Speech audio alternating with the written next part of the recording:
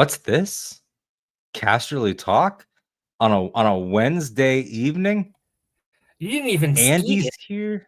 I went to And share the skeet.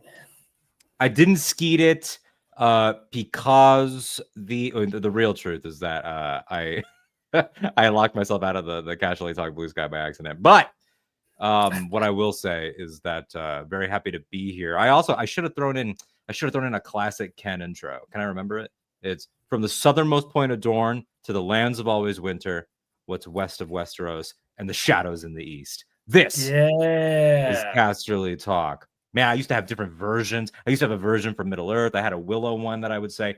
It's been a while. And I would like to blame formally HBO, because had they not delayed A Night of the Seven Kingdoms to 2026, we'd be covering it right now.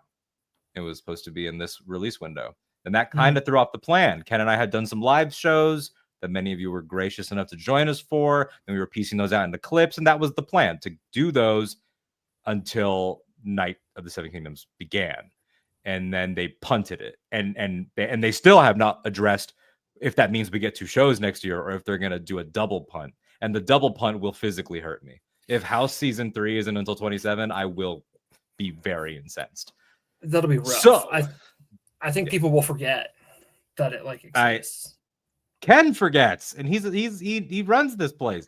Now he doesn't forget about the show, but like Ken will be like, "Who's that?" And he's half joking, but it's a real concern. I think a lot of people are going to be confused about A Night of the Seven Kingdoms not being Hot Tea Season 3.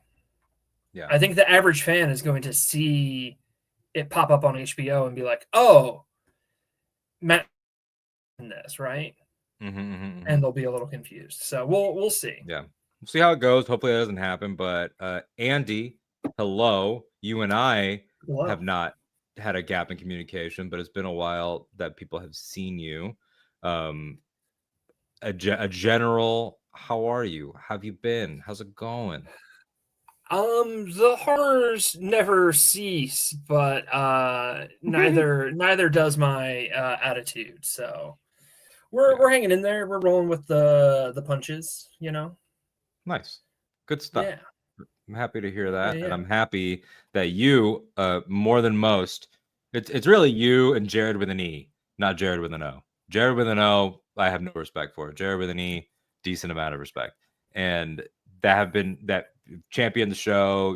Andy has literally texted me that they love the show, that not to sleep on it, to bring it back, always ready, always down. We were going to do this last week, and then we punted, and then we were going to do it this weekend, and I was like pooping my brains out. And so now at 100% strength, kind of. Let's go. We're back. So we're going to keep it really casual, chill. This is going to be a live stream that you can also participate in. I'm not asking you for money, although it's not discouraged. But you can always add a question. I'll star them if I see them. If it's relevant, I'll bring it up when it's relevant. We're going to talk about the teaser trailer for Night of the Seven Kingdoms. We're going to talk about the general vibe. Andy's going to read the tea leaves and grab a crystal ball and tell us when Winds is coming out. Release date by the end of the year. Yeah, we're moving it. We're moving that goalpost. Well, I predicted it January of 2024, and I said 2024. You said announcement at Worldcon. Yeah. And then announcement at Worldcon is your thing. Yeah. I said release date by the end of the year. We're almost done 2025. George has 2.5 months to not break my heart. And guess what, Alden? Yeah. If January 2026 gets here and George hasn't given us a release date, 2026 will be the year that we get a release date. Oh, okay. Yeah. What I love about you as like the Oracle of Winds is that you function off of real life psychic rules. Yes. It's like all suggestion. I grew up evangelical, baby. It's like the whole like, if it doesn't happen here, I boldly predict that it will happen after that. It's just like, yeah. The stark words are always right eventually. Winter always comes. That's true. Eventually. And that's true. And this super chat right here alleges that it's here. If by that you mean that I, a bastard from a northern state who wears all black, am present, then sure.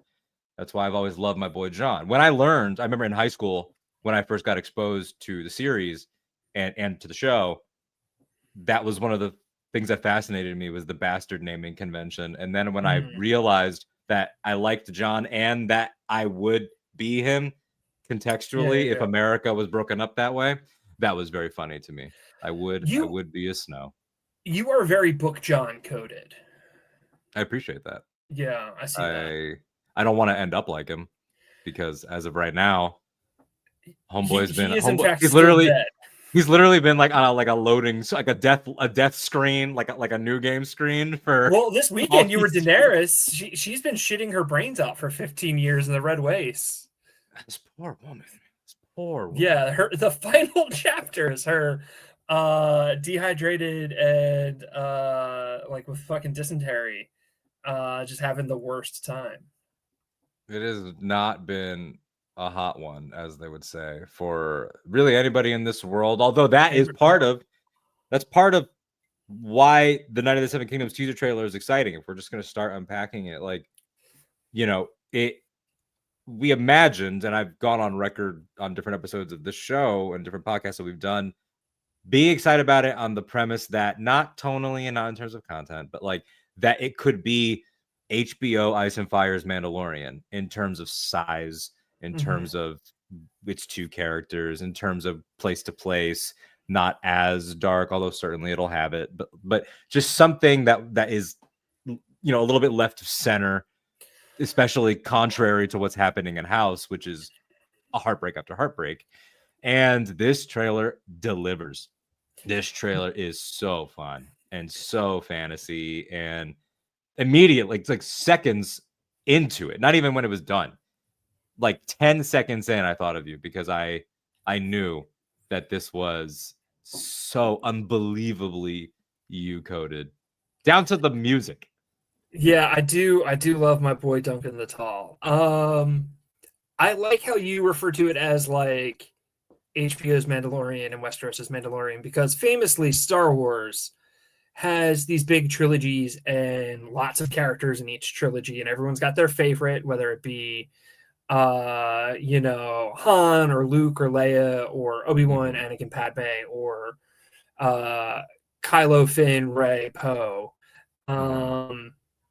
But The Mandalorian is a very singular show following one point of view character. It's a much smaller story. It is a working class dude trying to make a living in a galaxy far, far away. And A Night of the Seven Kingdoms has one POV character. It's Duncan. There are no other POVs in the books. Every chapter switches who the point of view is, and you only see the world through their eyes for that chapter, except for Night of the Seven Kingdoms, which is just Duncan. Blue collar dude, not sure where he's going to sleep tonight, not sure if he's going to be able to afford a hot meal. And he's like, well, maybe if I win one round in the joust, I'll make enough that I can, like, get a bed tonight. And he's such an incredible character. Dumb, big-hearted, trying his best. And it has a little bit of that already, in as much as House connects to GOT, and like that this is a world. It has, so you get like those little nuggets, and it's cool now that when Duncan the Tall is mentioned in Game of Thrones, that we'll have an actor in our minds, that we'll have events that we can go to. And you were talking about to me a lot about this casting. If we're going to focus on him as POV, that you were saying, I don't want to put words in your mouth, but I might be paraphrasing that. This might be the most accurate of the HBO casting choices that they've done thus far. He is shorter than Canon Dunk, but I don't care about that. But like, he looks like how I pictured the character when I first read it. He looks pretty close to the graphic novel, which if you're not like a prose reader, Pick up the graphic novel. The graphic novel's great, and art is really good, and the vibe is just so Sir Duncan. Yeah, I think I did say to you that like this feels like the best casting that they've done from It's like very exciting. just pure imagery. Like it, Yeah. wild how much he looks. Yes, there is a comic, Michael, and it's Yeah. fantastic. Co-written by George. Yeah, Beautiful those are art. published in some nice like hardcovers too that I've seen Mhm. that come out. That's exciting. I do digital for comics. It's just storage space is a problem. So, it gets out of but yeah, control. you can pick them up. They're great. Jared would like to know if you would classify Duncan the Tall as a himbo. Himbo is traditionally hot, like, right? Yeah, like a big handsome like He's got to goofy be like nice, right? lug of a guy. Like yeah, like they're Yeah. big dumb handsome dudes. You know. Yeah, I think you could classify Dunk as a himbo. He's maybe not as the same type of dumb as a lot of himbos, but like he constantly is thinking to himself, "Dunk the lunk thick as a castle wall," because the knight he squired for used to kind of like lovingly tease him with that saying, and so he's constantly being like, "God damn, I didn't think this through," and he's trying his best. He's struggling. He's trying his best. And it's great that they can frame through a character that has like enormous stature and power that he emotionally though there's still an underdog story there. That it's like this is not a world huge where underdog like story. yeah, like might in this world does not like mean you're gonna just be like we know he becomes great. Like we know that as a viewer, unless you're going in cold, which is like going to be exciting for some people. But unless you haven't watched season 4 of Game of Thrones, where Joffrey spoils Hot D and a Knight of the Seven Kingdoms right before he dies. Yeah. And I think it's the same episode too. It might be. He also he also gets the shout out. He gets the shout out when they're looking in the Book of Brothers. And well, that's where Joffrey does it. Yeah, when he's shitting on Jaime. Yeah, he uses him. He uses Duncan and other knights to shit on Jaime. Yeah, which also might be one of my favorite. Honestly, probably my favorite comedy beat for Joffrey is when he goes, "Uncle, where are all your great deeds?" Like that is just savage. It's so mean. It's real good. But we're not going to spoil it though. We're not Joffrey. No spoilers here. No spoilers here. 7 pages for Sir Duncan. Look at that. Thank you, Jared. Yeah, 7 pages in the book for Sir Duncan. Can I say what I consider a spoiler and what I don't consider a spoiler? Yes. And feel free to correct me if you want me to say less. But when we're talking about the show, I consider a spoiler anything that the book would consider a spoiler. So if there's a twist in the book, I'm not going to reveal that on the stream because the show is probably going to do it. The ending obviously is a big spoiler. If there are characters pretending to be other people, revealing that would be a big spoiler. Speculation,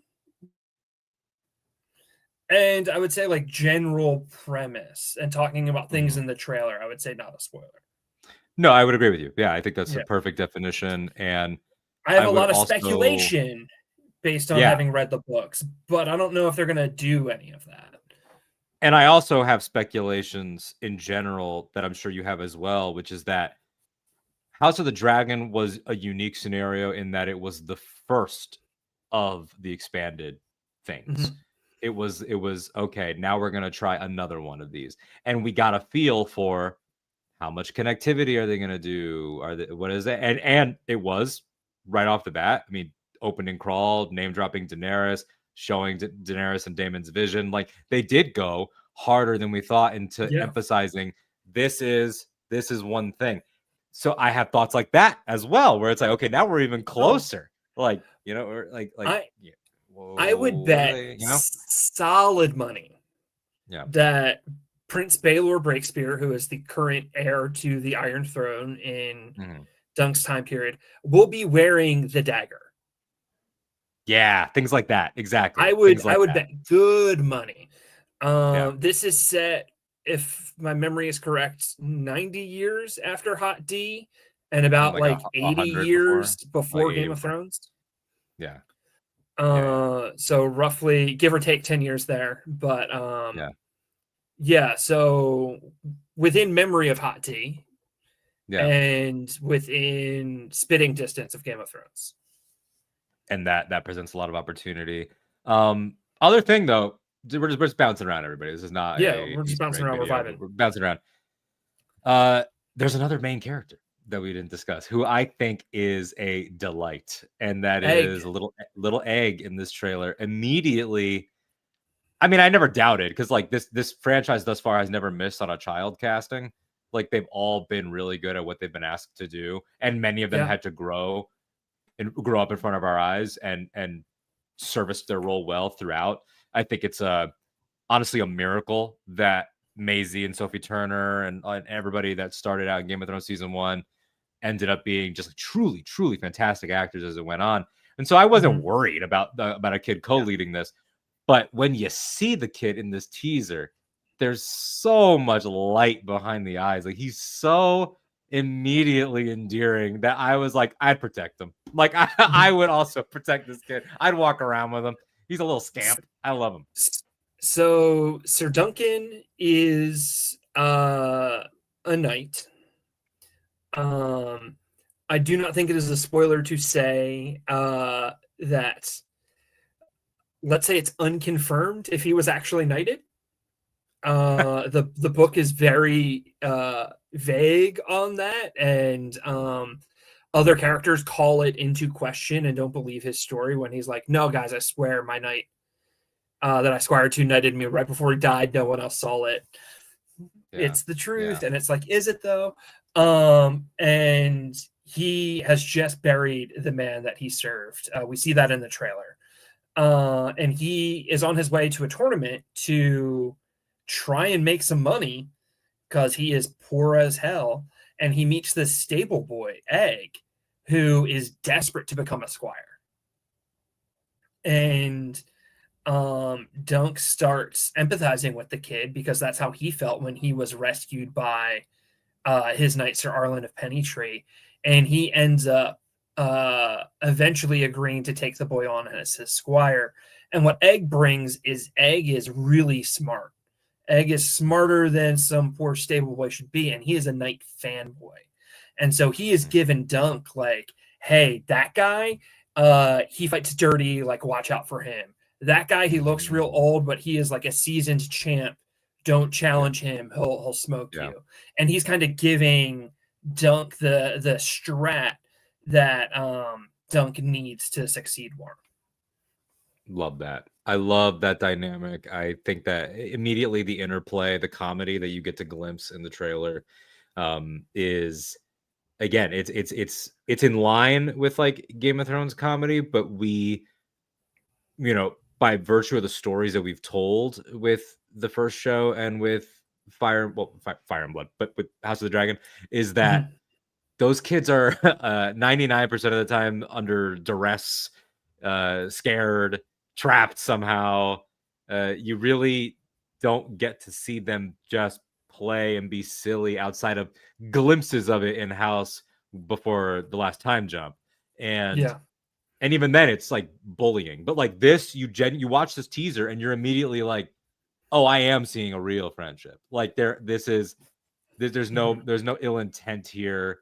This is not like I'm sick of this kid. Like it's not even like that, This is not Logan, where it's like he'll love the kid by the end. It's like, no, they're gonna pal around. And like, I love what you're describing with the intelligence, because it's like that's a give and take and like a mutual respect that I think it will be lovely to see grow. That I think will be really heartening for people. And it's just nice that we treat children like little people and not like a problem.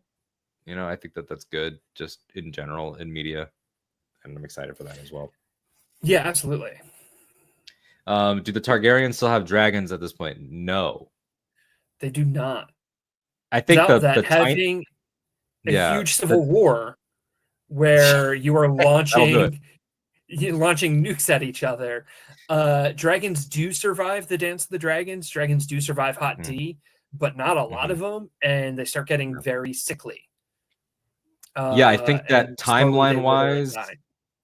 I don't have a year. You might, but based on like what we hear of it, in like the last dragon was so tiny and sickly that it would have been probably like that dragon probably would have died close to this show. Sir Arlen of Pennytree told Dunk that he saw a dragon once, and that it was about the size of a dog, and it was sickly and pathetic looking. Yeah. That breaks my heart. So really Sir Duncan's knight that he served growing up saw a dragon once when he was a young man. Crazy. Yeah. So that's going to be an element out of the way. Well, that's what's going on with the Targaryens right now. And the sorry. I was just saying, budget-wise, I'm sure they're happy about it. But they got to be thrilled. No dire wolves, no dragons. Yeah, no, yeah. But to your point, you were saying the Targaryen. That's a great thing to bring up. Is that we're seeing them in a different context than we've ever seen them. They are outside the family more than they've ever done it, because they no longer have dragons to maintain their authority. So they are making alliances with other houses through marriage. So there is like a plethora of Targaryens. The king right now, I believe, is Good King Darren. And then he has, I want to say, 4 sons. And then each of the princes has multiple sons and heirs. So, like, there are a ton of Targaryens running around right now, and a lot of them have made marriage alliances with the Baratheons or with the Dornish or with the, I think, the Arryns. You know, so the all Targaryens. We got a ton of them, and they're running about, and some of them are really chill and cool, like Baelor Breakspear, the heir apparent, and some of them suck. Like we see him in the trailer, Aaron. He's got the like skull helmet with like the flames. Oh yeah. He's a bit of a dick in the trailer to Dunk. He's like, stable boy. It's like, no. He's like not smart enough for it. Yeah. And the thing with, that's another thing where it's like, if you know the timeline, it makes it fun. Even if just being a viewer, like, it's this boom period where like the family is big, but it's like we gotta drop bodies a lot between over the next 70, 80 years. A lot of people are gonna drop, so we can get it. We gotta whittle that down just for the Royals, just to the Red Keep, by Robert's Rebellion. So, I will say a character who I would not be surprised if he showed up in season 1 of this is Aemon, Maester Aemon. Oh, that'd be fantastic. What a great call. That's so fun. Maester Aemon is he's in between books. He's like a this is one of those things where it's like he does kind of say something that in his passing that I'm not going to say any spoilers. But he shows up. I almost did, but yes. Yeah. He shows up in the Dunk and Egg novels, and in between adventures, it talks about how Dunk and Egg went to the Citadel, the High Tower, where Aemon was studying to be a maester, and they hung out for a bit. However, that kind of being like a throwaway line in book 2, I would not be surprised if the show was like, okay, well, let's just have him in season 1. Because he's a character who we know from Game of Thrones. People know it's plausible. There's Walder Frey shows up in the 3rd story as a child. Yeah. Wow. Oh, I didn't know that. And it's a throwaway line. It's a blink and you'll miss it. But if you've read, the Game of Thrones books and you're reading you're reading A Knight of the Seven Kingdoms, you're like, holy shit, that's Walder Frey. Dunk, kick him. Kick him, Dunk. Kick him. Punt that little bastard over the twins. Get him out of here. Oh, that's so funny. Get rid of him. I wonder. Okay, now here's where I'm gonna throw something out that I can't substantiate or like I'm gonna say it, and you could be like, no, the timeline doesn't work. But just based on what we've seen, based on what's clearly important to the HBO side of things, Condal's not running this show, but he's talked to them. What about like Blood Raven-y stuff and Blood Raven's all over these books. stuff? Yeah. So Blood all Raven is. Oh, that's good. Okay. Yeah, Blood Raven is probably the character I expect to see the most in this season because we already have an actor in Hot D. Right, Blood the Raven, one that we get to glimpse for that vision. Yeah. Brynden Rivers, also called the Three-Eyed Raven, Three-Eyed Crow, is briefly in Hot D. He's in a vision, and he is all over the Dunk and Egg stories. He is not talked about in the first story at all, but he's talked about a lot in the second story, like a ton. Nice. And then he is talked a lot in the third story, and he ends up showing up in the third story. I think in order to give sort of continuity to the three stories, the three seasons, because when George wrote the first one, he wasn't expecting to write any more. And then it seems pretty clear when he wrote the second one, he was like, I'm going to introduce all this Blood Raven lore, and then in the third one, he'll appear. I think it would make sense to just have him pop up in this first show, sort of final episode as they're kind of concluding, wrapping everything up.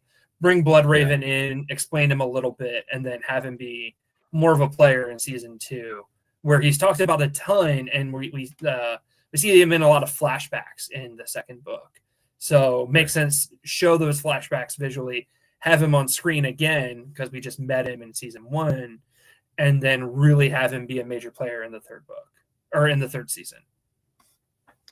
Correct to Will's comment, old dude in the tree. Yes, that is the old tree guy in GOT. He is up to some crazy shenanigans during this time period. Also, Blood Raven is wild. The wielder of Dark Sister during this period. Yes, he is. That could be another prop that just goes from show to show. And so, and I will cheer. I will cheer when I see her again. And Michael McCarthy wants to know, how old would Brynden be by GOT? Definitely over 100. Over 100 for sure. Aemon is old. Aemon is right over 100, I believe, if I'm remembering Game of Thrones correctly. When he dies, he is over 100. Old tree guy wizard Brynden Rivers, Three-Eyed Raven, is significantly older. I'd put him around to 150 probably. He's got that's like unnatural life, magic life. He's doing hardcore wizard shit in the books. He was doing some wizard shit in the show for sure, but in the books he's up to a lot more. He's more sinister in the books. Bran hanging out with him is very scary. It reads like a horror story. Very excited for that. I got you, Michael. I got you. Maester Aemon is right around 100. Either way. How many seasons do you think we could get? I can't verify this with an exact quote, Jared, but I believe that this is a 3-season plan. I think we know that.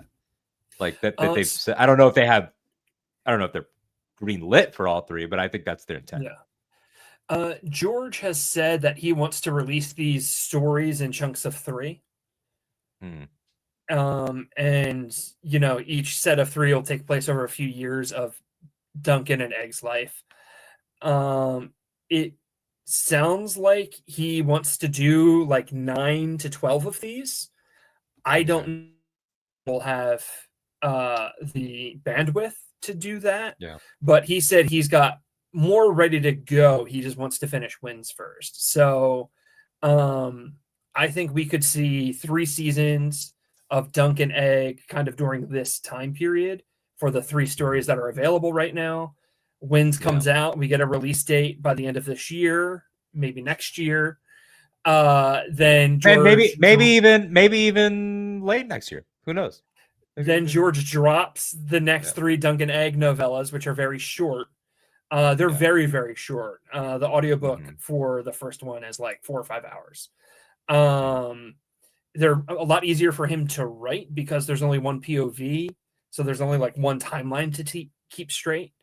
And then I think, if Dunk and Egg age up a few years by that point, maybe we get the next few where Egg, instead of being, 9, is now 16, 17.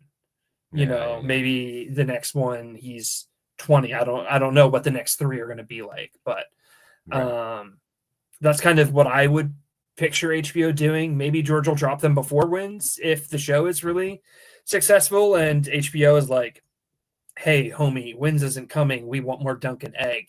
Here's a truckload of money. Give us those next 3 Dunk and Eggs. Maybe he does it. Yeah. Michael's comment: I respect that George's struggle with finishing Wins a winner. It's crazy. He thinks he's going to continue past it. And never forget, Michael, Wins is the second to last book. So there's also that wrench. Dream of Spring. Allegedly, unless you're a 1-book truther like Alden Diaz, where I no longer believe that Dream is actually. I don't think it's real anymore. I have no evidence. I can't imagine the pressure that I said. You know what? I didn't listen to myself. I said that the second that we got into a George tangent, that I was going to throw him up. Look at that beautiful mug. Hi, George. Beautiful man. Peepaw. That's my peepaw. Just like, and honestly, always fit it out. Just like the George hats are so peak. I love George hats. I've said it before, and I'll say it again. If this is your first time listening, you're listening, watching after the fact, you're going to hear this rant probably a lot. I emotionally and spiritually cannot imagine what's going to happen to this man's psyche when he does deliver Wins and gets to feel that love, gets to feel the pressure off his shoulders. And then fucking 24 hours later, people are going to be like, where's Dream? And I know that he must have considered this already. And so it's like, brother, just write Dream into it. Just do it. Let the back third of Wins be called Dream. Like, avoid this, man. Avoid it. Avoid giving up your 80s as well as the your newest 70s. Conspiracy theory is that he has finished both and he's just not going to have them released until he dies because he doesn't want to read the fan response. And I don't believe that's true. I think by and large the fans have loved every single book. So I don't think he'd ever run from that. Yeah. If anything, not to be catty, like gossipy or anything, but just, based on some behaviors, he had that blog during season 2 of House that maybe not cool. If anything, I think that George would want Wins and Dream while he's alive. That way he could avoid. I don't want to throw around uncool words about other people, Dan and Dave, but like just so he could be like finally not associated, but as of right now, the cultural memory of how it ends is what people saw. Yeah. And I think that it could be a correction of the record for him spiritually and mentally. If he could say like, yes, that exists, but also finally you all know, I would do King Bran better. I would do this. I would do that. Like, I think he wants that. Yeah. But in any case, what are some other highlights from this trailer? If you have specifics, broad stuff. I mean, I'll give you a broad one. I think that the action, the photography of the action is already fantastic. Moving the camera with the horse charge. Yeah. I really want to watch the movie Ivanhoe, which is a very old movie. I think it came out in the 50s or 60s. And it apparently inspired George to write these Dunk and Egg books. So I'm going to watch that before Dunk and Egg drops. Nice. But the visuals of the jousting and the tournament, I think, look fantastic. We have the Laughing Storm, who is this Baratheon character. And we see him with the antlered circlet telling Dunk to be tall. And we see him, his horse in the fog. And he's got this crazy antlered helmet, which is the same style of helmet that in the books Robert wore during the rebellion and that Renly wore when he was going to fight Stannis. And so getting to see that thing on screen is fantastic. He's called the Laughing Storm because when he's jousting, you can hear him laughing the entire time if the fight is going well. Goat behavior, I'm afraid. We also saw a little bit of rebellion in the Baratheons in Hot D when the tournament is happening. The one Baratheon character kind of like bows to the queen who never was. And seeing this Baratheon character wearing what, you know, if you weren't being generous, you could describe as a crown in his, presumably his tent.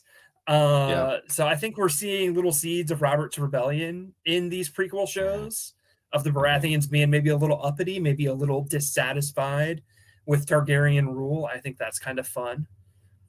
Yeah, to create it as a, or create, but like to use the prequelization of the television to establish it as a family trait, as like almost like an inherited attitude.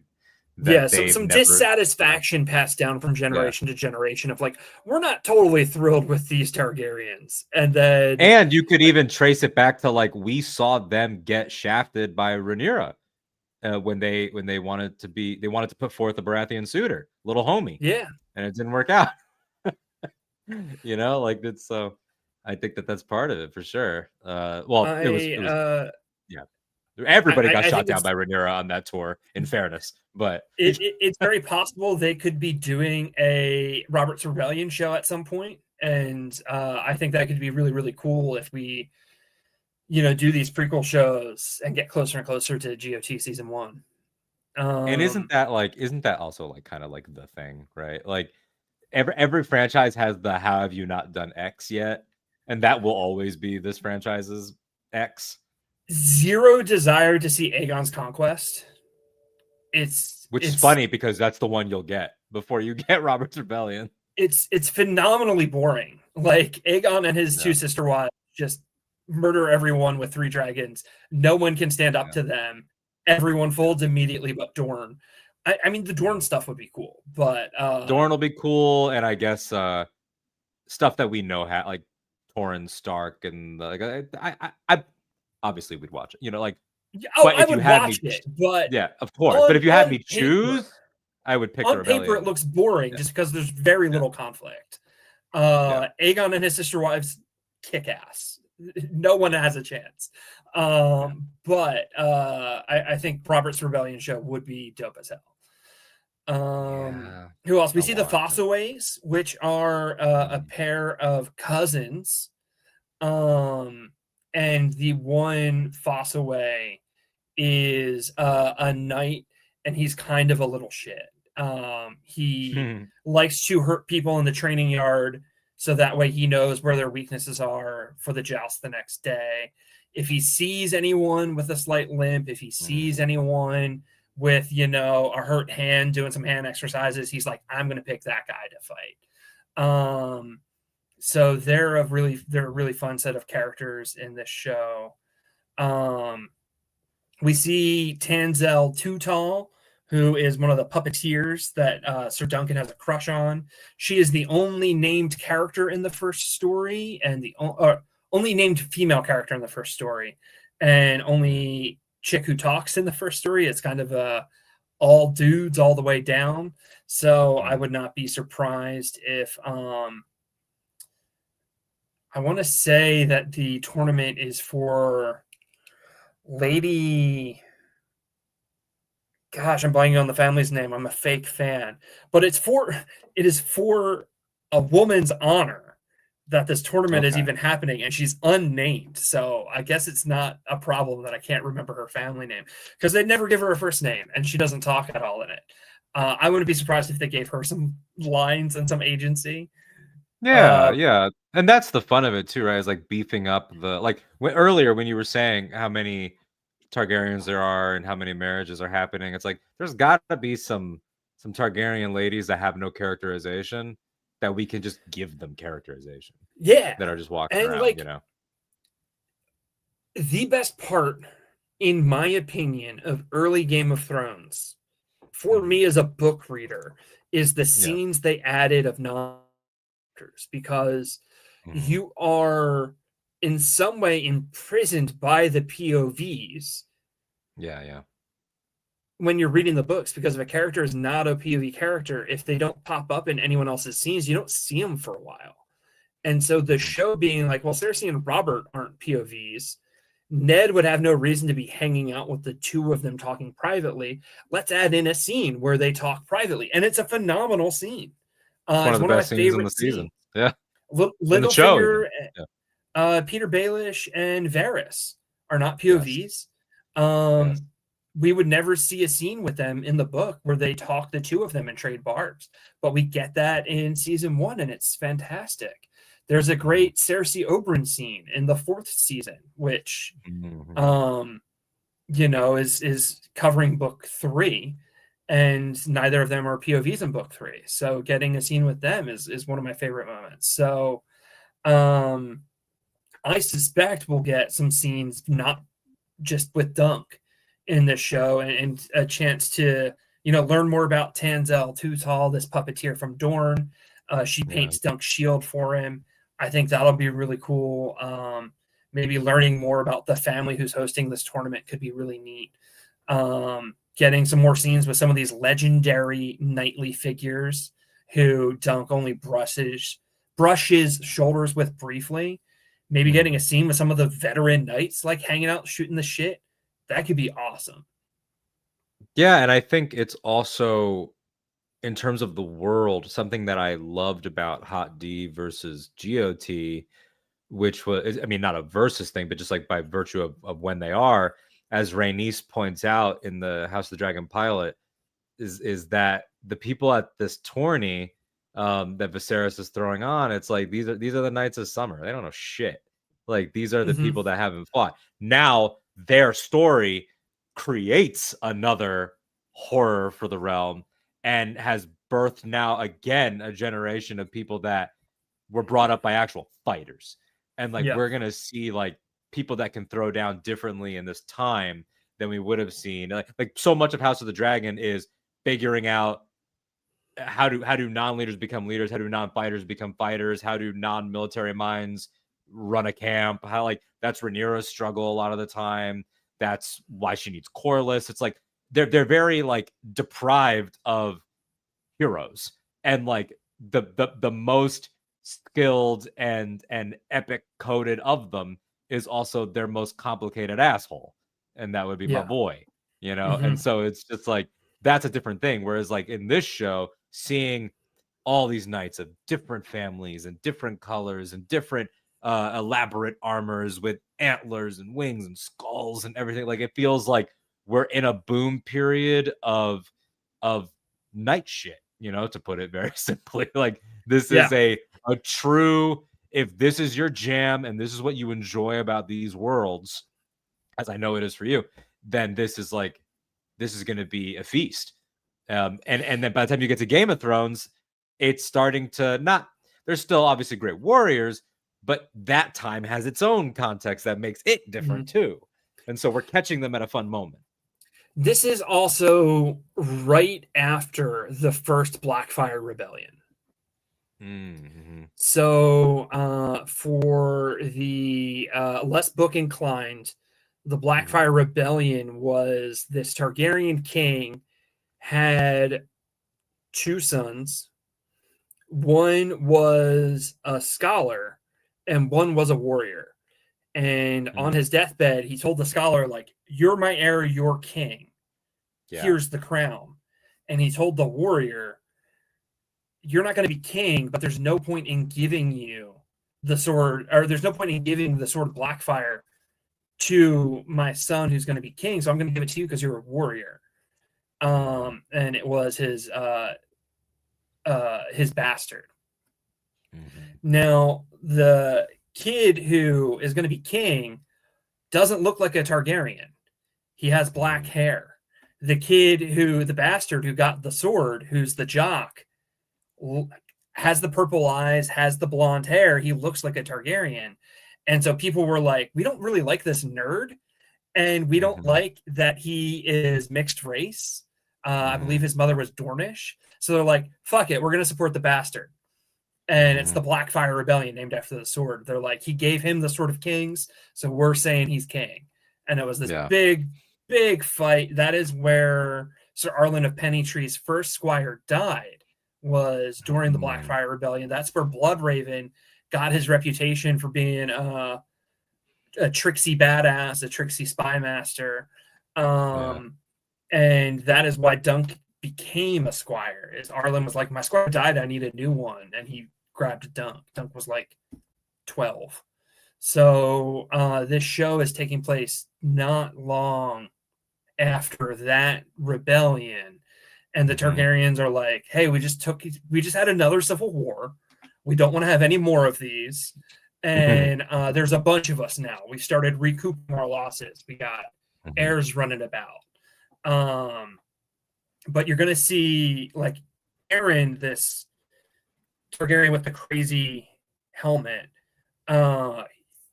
He's crazy. He's a psychopath. He thinks he's a dragon. Like nice.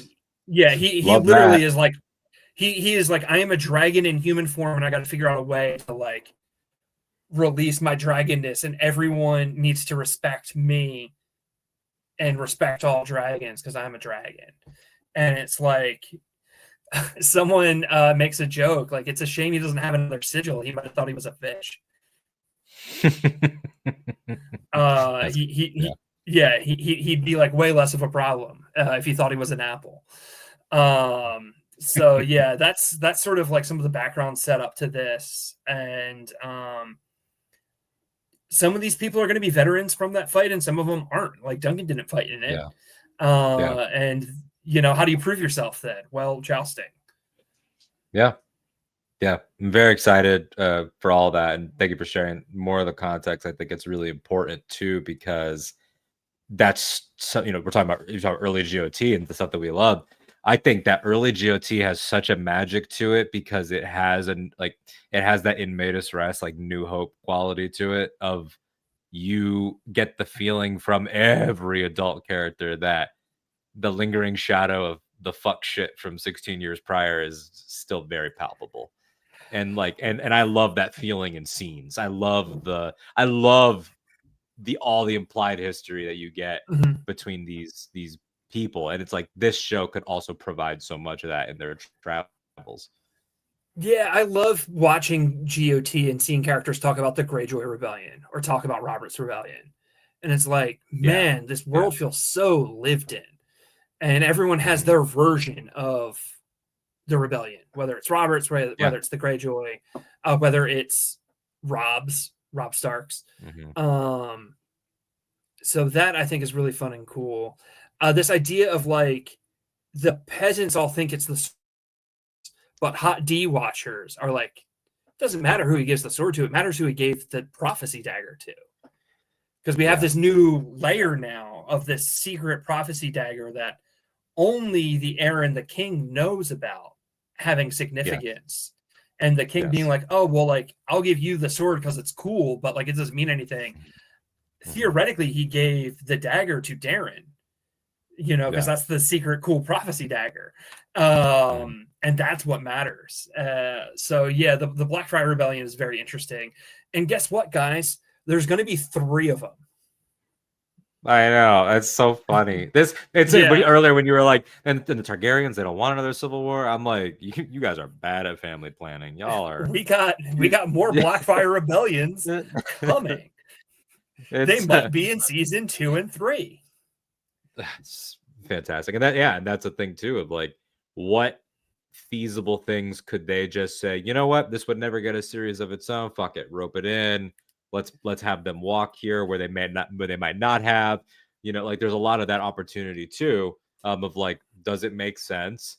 Okay, then let's do that. Like there's like, in the same way that House of the Dragon season 2, they wanted to introduce Cregan, but he didn't really have a place in the story yet. So they were like, fuck it, they're at the wall. Like, why? Because we want to see the wall. Because you all remember it and it's cool. Like, they might do stuff like that. And I don't mean that in a bad way. I love seeing the wall. But it was very clearly like, this is an iconic location. Let's do that. Like, it wouldn't surprise me if, even if Dunk and Egg don't stop at the wall in the books, like, they probably will the show. They want to. It is what it is. Yeah. They want to. Book 3 ends with Dunk saying, I've always wanted to see the wall. Hell yeah. I will also say that we get a Bran vision where he sees old Nan like young and hot, and she's with someone who may or may not be Sir Duncan the Tall. That's right. Because isn't there like an implication that like Dunk's blood? It is a very popular fan theory that Hodor is related to Sir Duncan the Tall. That Hodor's related to Dunk. So I don't know why I thought it was that Brienne is related to Dunk. It is also Brienne. Dunk was a huge there's slut. two theories. Okay. Well. You can find a list of presumed children and ancestors of Sir Duncan the Tall. Sir Duncan the Tall got around. Can I grab some of these questions from the chat? Please. So we're talking about magic. You want to do the magic one? Yeah. But what were you about to say? I interrupted you. Oh, I was just gonna say. I was gonna make a joke of like, do you live on the continent of Westeros? Are you above 6 feet? You might be Duncan's, or at least Duncan's kids. There's a lot in Brienne's story that mirrors elements of Duncan's. There's this fight that Brienne has against 7 other knights that is kind of like her trial by 7, which is a thing we're gonna see Dunk get up to in this without spoiling what that is or what that means. So yeah, and she finds Sir Duncan the Tall's shield in her dad's like armory. So there's a lot going on there, and they're both like probably not actually really knights, but they're like the 2 most knightly characters of their time. So there's a lot going on there. But yeah, lots of Duncan would be her the Tall theories. Would be her grandfather, I guess, time wise. Grandfather or great grandfather, just depending on how old her parents and grandparents are. Yeah, how old parents are. Yeah. All right. So let's we'll do some questions. Magic. Let's jump to magic. How much? I guess should we see is a different question than will we. So I'll let you just field that. However, so there's a lot of Targaryens bopping around, like so many of them, and one thing that we know about Targaryens is they have the blood of old Valyria, and that shit is magic, just like Starks have the blood of the first men, and that shit is magic. Skin changers, and we see a lot of Targaryen dreamers throughout the book series. So if there's a lot of Targaryens going around, some of them probably are having weird prophetic dreams about stuff. Brynden Rivers is a character who is a Targaryen bastard who, like I said, for sure will be in the second season, but may pop up in the first. And he is the most magical character in A Song of Ice and Fire, bar none, like more magical than Melisandre. Yeah. He is the ultimate creepy wizard guy. In the Blackfyre Rebellion, he's like if Littlefinger and Varys was also Ezio from Assassin's Creed. Like spy master supreme, incredible archer. He's got a werewood bow with werewood arrows. He is going around with his they're called the Raven's Teeth. He's got a squad of these assassin archers that follow him everywhere. And he is just messing stuff up. And he is eventually going to become a crazy wizard man. But he is out and about. He's doing spy stuff. He's going to be Max von Sydow. But before he's Max von Sydow, he's mopping people up. So we'll see some Targaryens doing stuff for sure. Maybe not like a lot of like shooting fireballs magic or riding dragons magic, but like prophetic dream stuff. And then like Blood Raven. He's got Old God's blood and he's got Targaryen blood. He is a Blackwood. So we saw the Blackwoods and Hot D fight the Brackens at the Burning Mill battle, but the Blackwoods have old. And we're about to see Black Alley was just cast, or not just. Oh, hell yeah! I didn't see that. I love Black Alley. Black Alley, Black Alley was cast for season 3, so that's a family they want front of mind and should have front of mind. And to your point too about like it might not be dragons and fire, but was also that huge let's crank the magic up with Daemon and Helena appearing in his experience for sure. Was one of the last things that we saw of the show. And what does that like it's one of those things where it's like if it can go this way it's not outside of the realm of possibility that it goes the other way. Like, is Amelia Clark, Matt Smith. Like, I'm not saying they're going to be in the show, but they've proven that this family, that they're willing to take big swings with them whenever possible, for the purposes of television and for having a franchise. So very excited for that. Looking at other questions here. And by the way, everybody, feel free to drop any in there at any point. We got the prophecy one from Michael. That's a fun one. Prophecy actually gets passed on after Hot D. Well, I'm going to say this because I thought where you're going, Michael. I'm going to say this now. Spoiler warning for House of the Dragon Season 3. I'm going to dance around this. There is a reason that this could be a thing, I think. Based on the way things go for certain people, I think that's what I'll say. Yeah, based on the way things go for certain people, it is possible that dagger is just viewed as a dagger, and I think it'll be very interesting. We will find out in Hot D probably if we see Baylor wearing it or not. I think it could be something that Duncan Egg plays with is the dagger. We have a lot of Targaryen princes running around, and a lot of them are main characters. So Dunk is going to be getting embroiled in some family drama, and Egg is along for the ride as Prince Baelor and Prince Aaron and a whole lot of other princes are getting mixed up. Blood Ravens running about. We know that there are rebellions on the horizon, so they could do a lot with the dagger. Ever since it was introduced in Hot D, book fans have been yelling at each other about when the dagger is going to get lost in the family tree, because we know that by the time it gets to Game of Thrones, it's just a dagger. So it's just a dagger. Yeah. And what a fucking fall from grace that poor dagger went through too. It went from being with Vizzy T during father-daughter bonding, and then it ends up with fucking Peter. Awful. Just an awful turn of events for that poor blade. Used to be so righteous and great. Yeah, exactly. Yes, this is exactly what I'm referring to. Yeah. It's gonna the chain of information could get broken. So we'll see how that goes. Although there is also they have an interesting out, which is that Rhaenyra told Daemon the truth, and so it's like she did kind of break the direct line of information and kind of made him a side branch of the information. He didn't believe her in the moment, and he got really violent with her and everything, but he's also not a moron.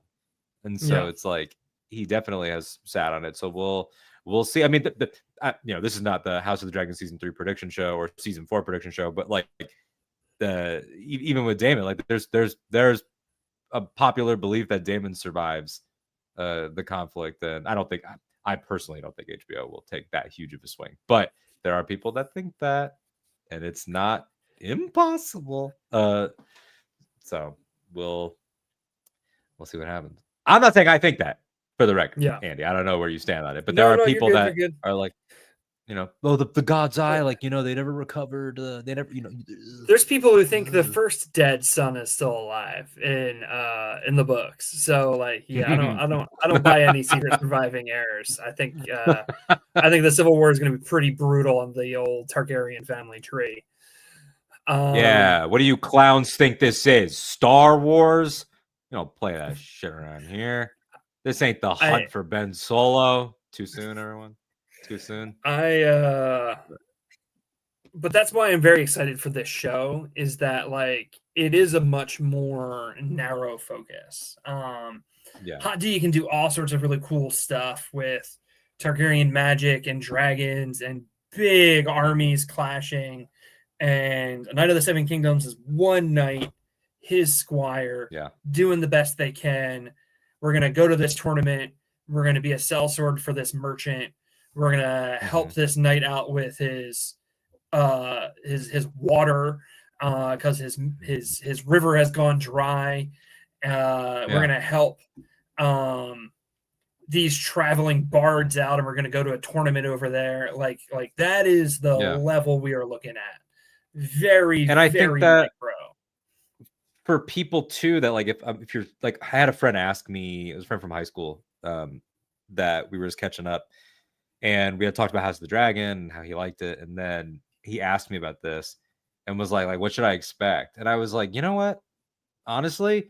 And I was like, did you enjoy the Hound and Arya or just riding around? He was like, yeah, I love that shit. I was like, I think that's kind of the, not the tone, but the size, but the scale.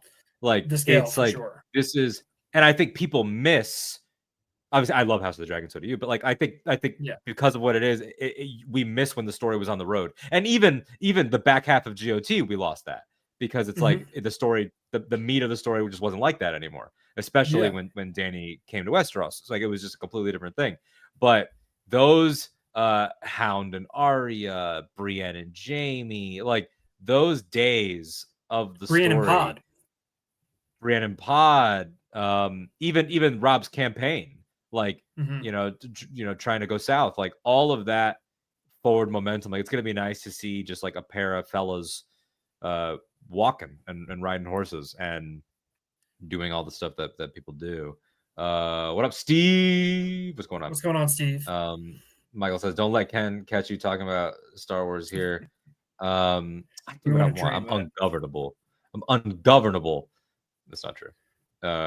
If Ken texted me right now, I would be like, because Do you want to see some minis, Alden?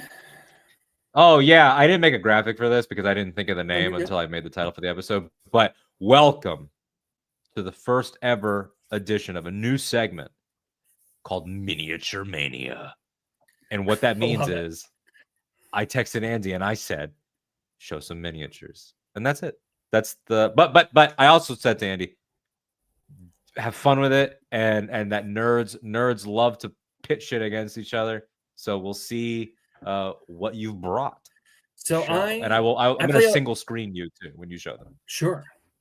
I play a lot of miniatures games. And one of the games I play is A Song of Ice and Fire, the miniatures game, which is very specifically based off the book IP and not the HBO IP. So characters who aren't in the show but are in the books are in this game, and the characters don't look like the actors. But for that game, I play 4 factions because I'm a maniac and have self-control problems. So I play the Night's Watch, I play the Baratheons, I play the Lannisters, and I play the Targaryens. And I can show a little bit of each house. I can show a lot of just one of the houses. What do people want to see? Alden, what do you want to see? I am going on the record as voting for Night's Watch first. And if anyone disagrees, well, then you're just not about protecting the realm. I'm sorry. You're not cut out for it. Night's Watch first. All right, I can do that.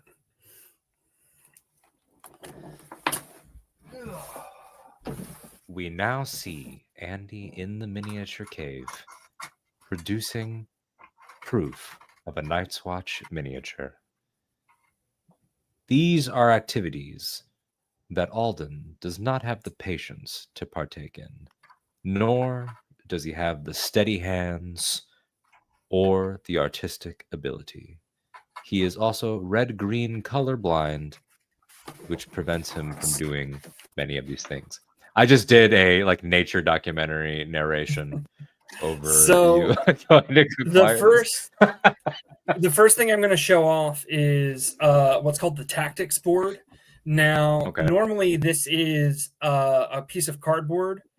However, I reached out to my friend who does 3D modeling and printing to make me the painted table from the show and books. So this is the painted table. Andy, that's so sick. And while you're playing the game, you have non-combat characters who they can take actions around the strategy table and the tactics board, which influences the battle that is happening with the figures. So some of my Night's Watch non-combat characters are right here. So we have, can you guys see that? Yeah, there we go. You can honestly push it even closer in. I don't want you to hit your own camera, but you can got a lot of That's Gilly. That's Gilly with little Sammy. Little Sam. So this is Sam. He's got a torch. He's got a sword. He's got some like books strapped to him. We got Gior Mormont, the old bear. He's got his raven. And then let's show off Maester Amen. Now, some of these characters like Gior, he can be away from the combat at the tactics table, you know, doing stuff there, influencing the battle from afar, or you can put him in a unit and he can be your army commander. He can do either, but someone like Maester Amen, he's not going to be on the front lines fighting. He is only a tactics NCU is what it's called. Thank you for shouting out the nails. Hell yeah. I'm going to go grab some other minis real quick. Who are you going to grab next? Okay. Andy did not hear me, but now returns the master to the miniature stronghold at the back of the room. The headphones are going back in, and now we will get the reveal of the next miniatures. So something that sets the Night's Watch apart is they are the best ranged faction in the game. As you can imagine, they do a lot of their fighting from a big-ass wall. So they have really good archers. So I have a unit of rangers here, which these guys have like swords, daggers, and bows. And they're a really great ranged unit. They like to do a lot of hit and run tactics. Jon Snow is my favorite commander to use for the Night's Watch. I like to put him in the Rangers unit. Jon gives a lot of charges, so he can like run the Rangers in. They can do a melee attack, then they can retreat and shoot their bows. So they're really annoying to fight. Oh, that's fun. What else? What else is there to that Jon has? Like, do named characters get a lot of like special shit? So Jon can pop back to life if he dies, which is great. Jon has a lot of synergy with Ghost. You can only take Ghost if you have Jon. And then Jon works really well. God intended, of course. Yes. And then Jon also works really well with his squire Satin, who is a character from the books, not in the show, where if Satin is in a unit, you can treat it as if Jon Snow is in the unit. So Ghost then synergizes off of Satin's unit and Jon's unit, which is really great. And these are my builder crossbowmen. So builders are one of the orders in the Night's Watch. They don't do a lot of fighting typically, but if the wall's under attack, they're going to grab some crossbows. And they're arguably the best ranged unit in the game. Just like pound for pound, just arrows. These guys are really, really nasty. And they're also a good unit to put a less chargy commander in. So like I said, Jon likes to run in. So he's great with the Rangers. But if you're running someone like Gior, who maybe doesn't want to be as in the thick of things, these guys are pretty solid. So, question about the game.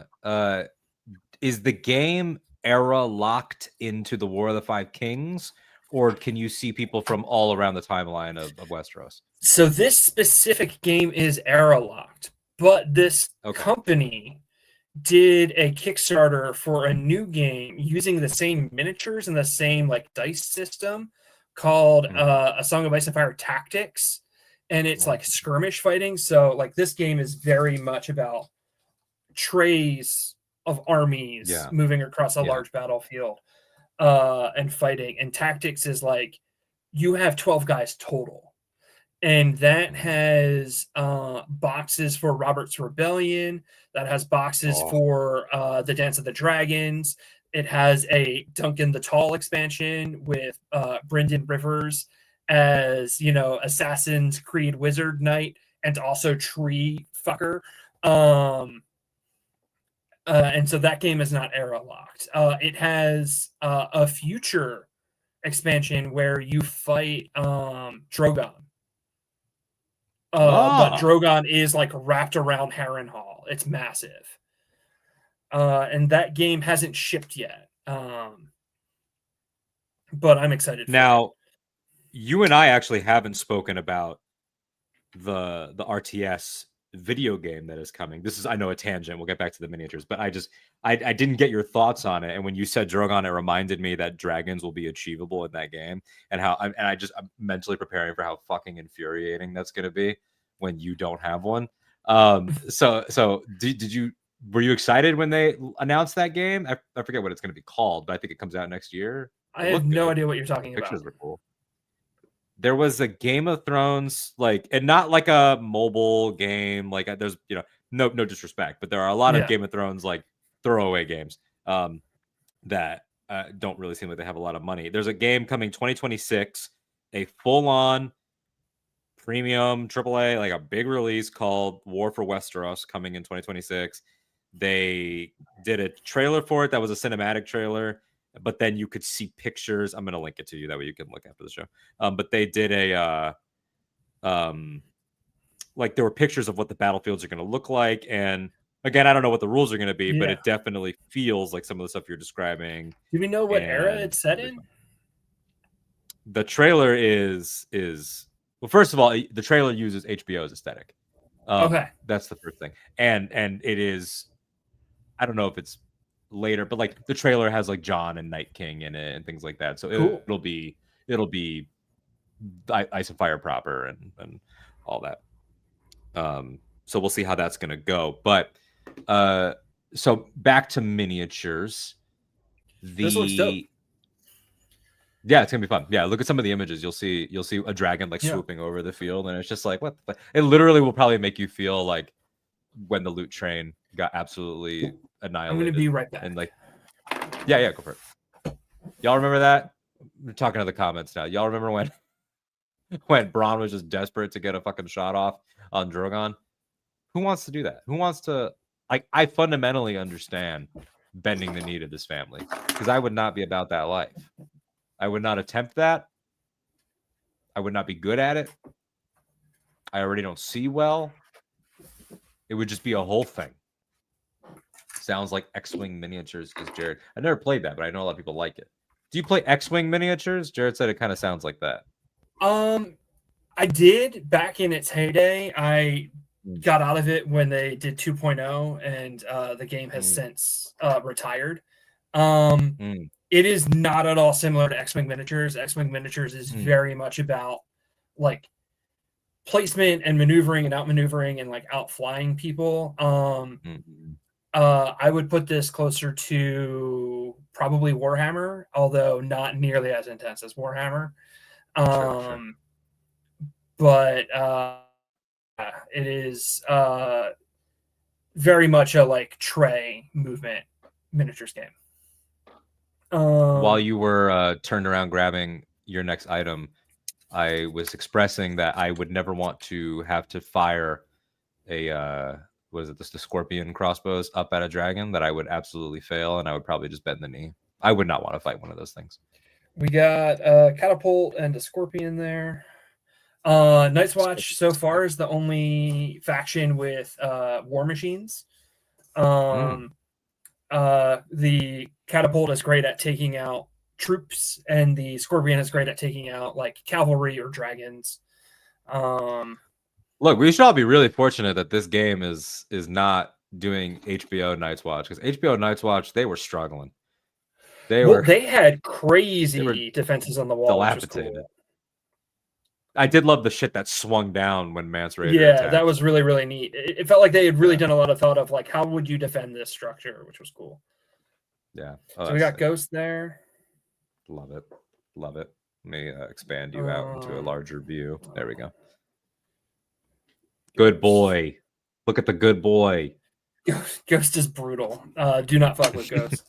We'll show Jon off. We got Jon here. Yeah. I tried to get his scar from the eagle that jacks up his face. He was very tricksy to try and get right. That's another thing I want to ask you about is your level of patience, and just like I'm assuming you got a steady hand. I'm assuming would you throw on some music and just like try to lock in? I do the audiobooks. I re-listen to A Song of Ice and Fire, and I paint. Oh, that's fun. Yeah. Love that. These are two I'm really proud of. They don't see a lot of table play, but we got Corrin Halfhand on the I guess, your right, and Benjen Stark on the left. Some Night's Watch veterans there. We got Satin and Dolores Ed here. I was gonna ask for a second if Benjen was also available as Cold Hands, but then I remembered that that's not a thing that has been outright done. So we got Cold Hands there, and he is not allowed to be played if Benjen Stark is in your army. Yeah, so they leaned into it. So they're yeah. I do not think Cold Hands is Benjen, but I understand why people do, and I understand why they would make it a rule. He was very, very tricksy to paint. And then we have Mounted Cold Hands, which is probably the best miniature I've ever painted. Where he's a great job. He's on the moose. That's cool as hell. Can we get his face?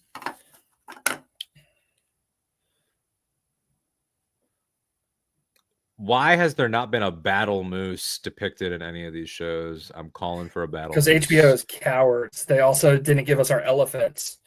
I don't know if I'm going to be able to actually get this on the video, but I tried really hard to do the hoof prints in the snow. Oh, yeah, it kind of comes through. Yeah, I can see it. That's cool as fuck. I love that. We got Pip and Gren, the last two named characters I'm going to show off here. Nice. I was wondering if any of Du Bois also made it in. Yeah, so we got Dolores Ed, Satin, Pip, Gren. We have a lot of the like asshole characters too, who I left over in my painting area. Like Thorn's in there. Oh yeah, Alistair Thorne, Othel Yarwick, all those assholes. Last thing I'm going to show off is my heart tree. Woo! Oh, it's beautiful. Yeah, so this was real fun. This is I just got from like a third party, like independent seller on Etsy and painted it up. The heart tree can like give you certain benefits in the game if you're close to it. So I wanted like a really cool looking one for my table. Sometimes it like doesn't lend itself well to play because the tray's got to like move through it, but I'm always more about like my table looking cool than I am about like the game rules. So, and honestly, that's a way to live a life. In fact, I think you should take it one step further. If the heart tree is on the table, everybody should have to trip balls while they play. Quite frankly. But yeah, it's a really, really fun game. You don't have to glue anything together, so it's a lot easier to like get your minis on the table. And not a lot of people in the community bother painting their minis in this game, actually. So if you are not a miniature painter and you don't want to learn, you would be probably in the majority of people playing this game. Yeah, people just know who's who and they're playing strategy. They're playing. Each army has a different color of plastic. So if you don't paint your minis, it's very easy to tell those are Lannisters, they're bright red, those are Targaryens, those are dark reds. Those are Baratheons, they're yellow. Those are Martells, they're orange, you know, what have you. Nice. Love all that. Yeah, I'll say, I guess, what else about the game? Night's Watch also focuses on like healing, because healing in this game is recruiting, and the Night's Watch recruits. Okay. So they have like a lot of mechanics about like a squad of recruits, and they're really cheap, and you can make them take their oaths, and you can heal a better unit.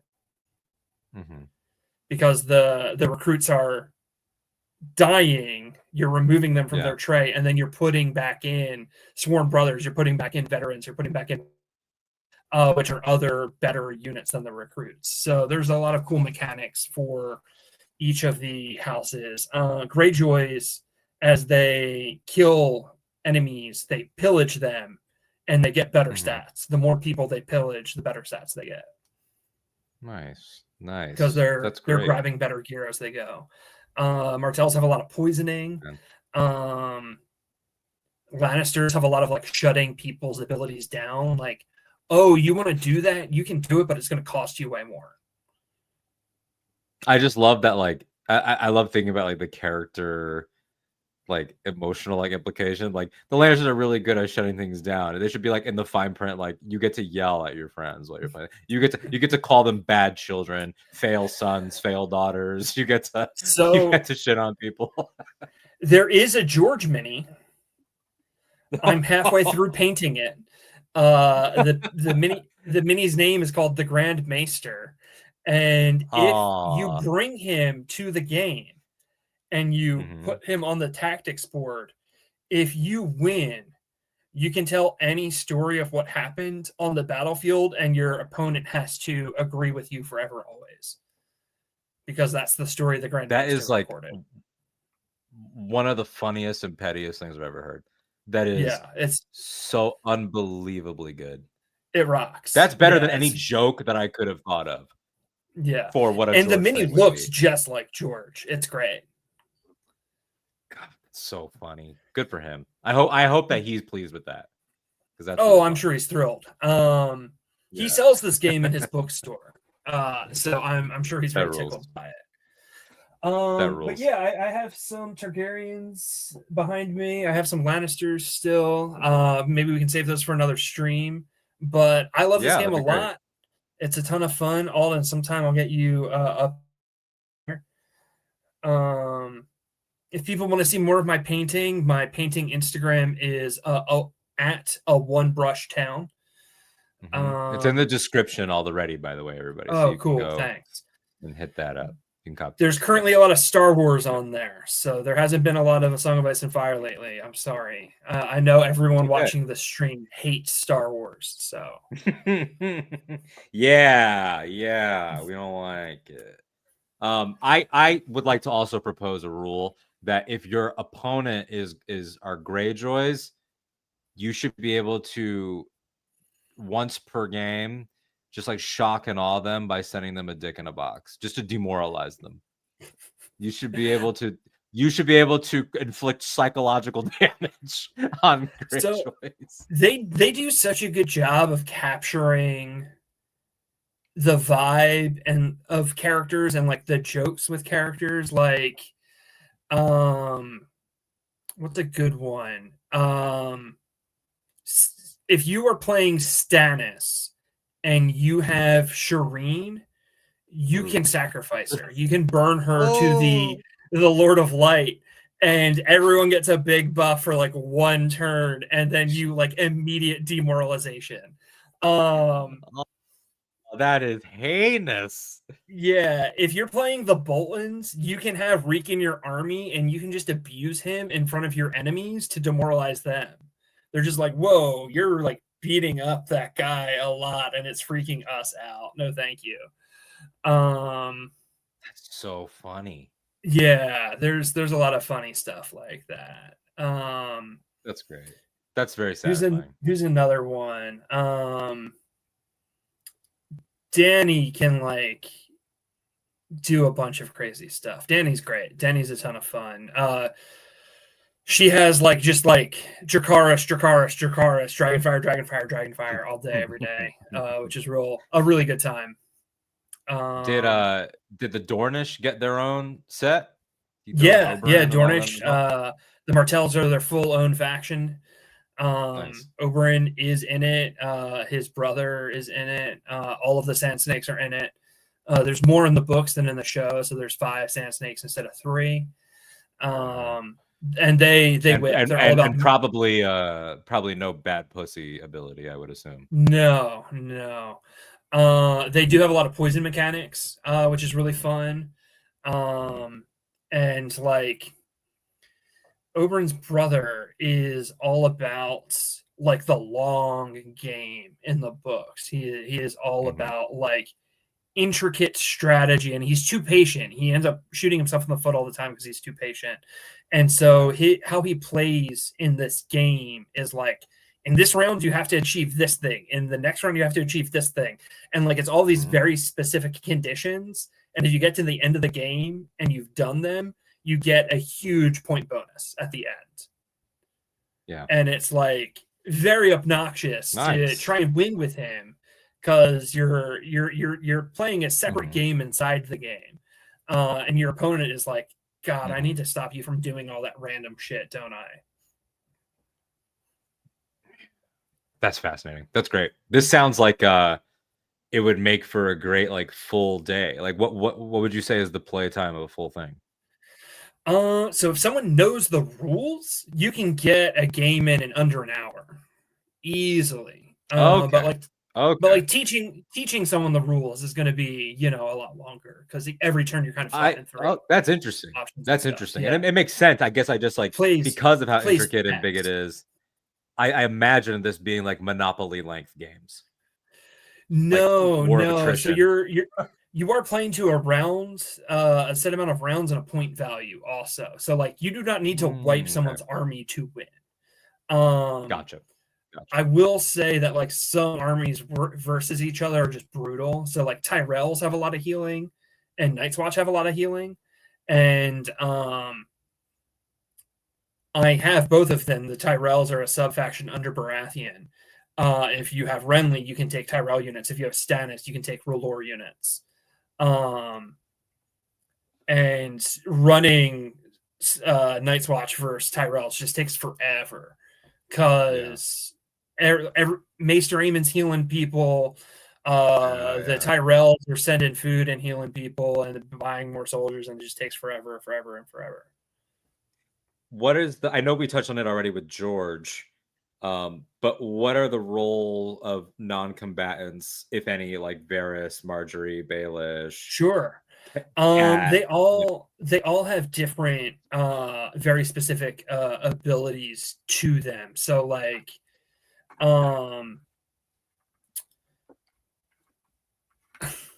one of my favorites is Joffrey, actually.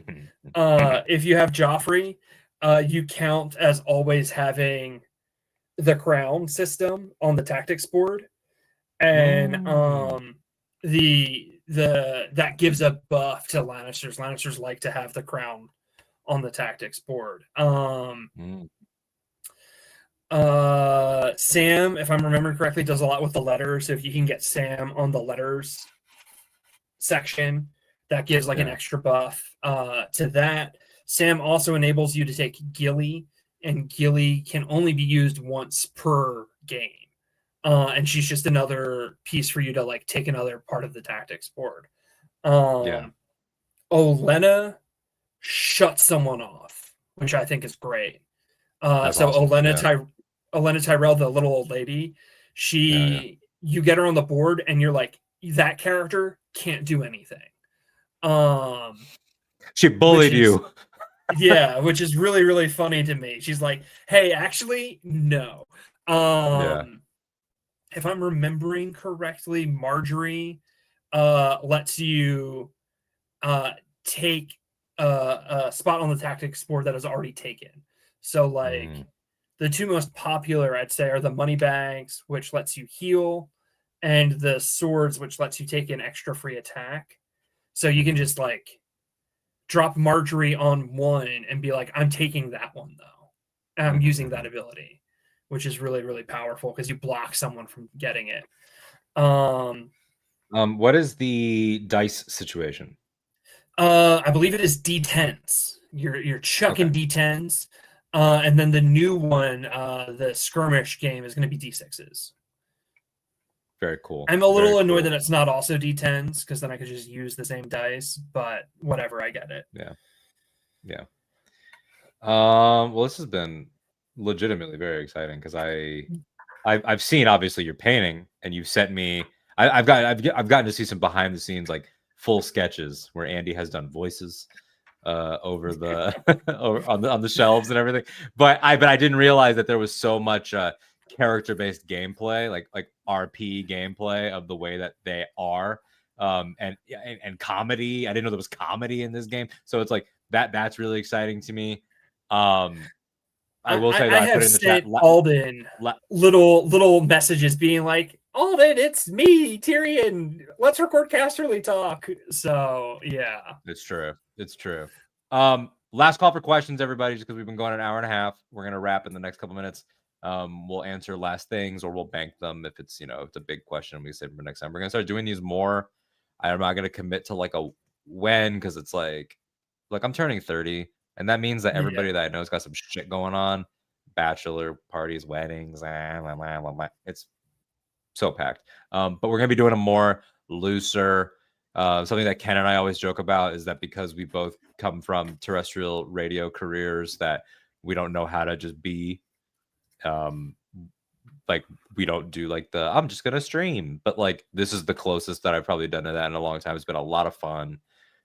Thank you for hanging out, for carving time out of your week. I've been looking forward to this for so long. I know, I you're love just like hanging out talking about so this down. world. Thanks for letting me show off my minis. I had a ton of fun doing that. Of course, and we're gonna do that again too. I think that's a fun. Especially because they're funny as well. That it's just like I never would have expected that. The George thing still has me rolling. Of like the George thing you get is to so make your funny. friends. You get to make your friends submit to your own canon. It's like objectively very funny. Yeah. Jared, we missed you too, and we're gonna be doing it more, especially because think about it. We're gonna be it's October. We're getting to the end of October. We're gonna kick these back in, and then January we're fucking back. January it's Dunkin' Egg, baby. We're watching TV again. Oh hell yeah! Very excited. Let me ask this: people in the chat, what do you guys want to see next? Next time I bring minis. Yes, good question. I will say I have way more Baratheons painted than anyone else remaining. I have a lot of Targaryens too, which are really cool. I'm very, very proud of my dragons. They look gorgeous. And then I don't have a ton of Lannisters. Guys, I have 4 factions. I'm not buying Greyjoys and painting them for y'all. Yeah. I have four factions to choose from. Greyjoys is the first vote. If no one else votes, then Jared gets to default to the Greyjoys. So. Jared, if you buy me the Greyjoys, I will paint them for me to play with, not for you. But if you want to buy me another starter set, what we're talking about is a donation to the Andy Foundation of miniature painting. But yeah, if there's no last minute questions besides the question how much, I guess that is a valid question. How much does a starter pack cost? That's a good question. If you can get them on sale, you can get them for like $70-$80, and a starter box comes with 2 commanders, 2 NCUs, which are the non-combat characters, and then typically 4 units. So like this is 1 full unit. So you're looking at a lot of plastic there. You're looking at a lot of minis, which is great. And then most factions you can play with just what's in the starter. You don't need anything else. So it's a pretty affordable game to get into compared to something like Warhammer. You are paying hundreds and hundreds and hundreds of dollars to get a full army. This you could easily get 1 starter set, and then like and you're set for as much as you want to play, and you're looking at under 150 for a full army in this game. There we go. Well, y'all, we talked about this teaser trailer. We talked about George. We predicted wins. We showed off miniatures. We learned. We talked about games. We joked. We celebrated this incredible moose, which, look, if you're not spending money on dire wolves or dragons, I better see a fucking moose in this next show. I'm dead serious. It's time to expand the beast action of HBO Ice and Fire. Very, very, very excited. Jared says Dragon Rider minis next time. That could be possible. Danny is not riding the dragons in it because they're not big enough in the books yet. Danny has only just ridden Drogon once in the books, and it was pretty clumsy. But I'll grab a dragon. Yeah, we are going to see a dragon here on the stream. It will be an adolescent dragon. This is an adolescent Drogon. Is that what this is? Viserion. Or sorry, Rhaegal. This is Rhaegal. Rhaegal. R.I.P. homie. So we got Love Danny that. next to a dragon just to see size. So they're still very not cool though. They're not small, but they're not Yeah. big enough to ride. Was that a pain in the ass to paint the dragon? I had to learn some new techniques. The dragons were tricky. I really wanted the like metallic sheen on those scales. That's cool. And that was tough to get. Nice. I saved Drogon because Drogon's the coolest. So something to look forward to Very next cool. time, maybe. Very cool. Well, once again, Andy's Blue Sky handle and Andy's painting Instagram are in the description below. Ken and I are obviously, we're in the description below. If you want to find us, Casterly Talk is everywhere at Casterly Talk. You could see it.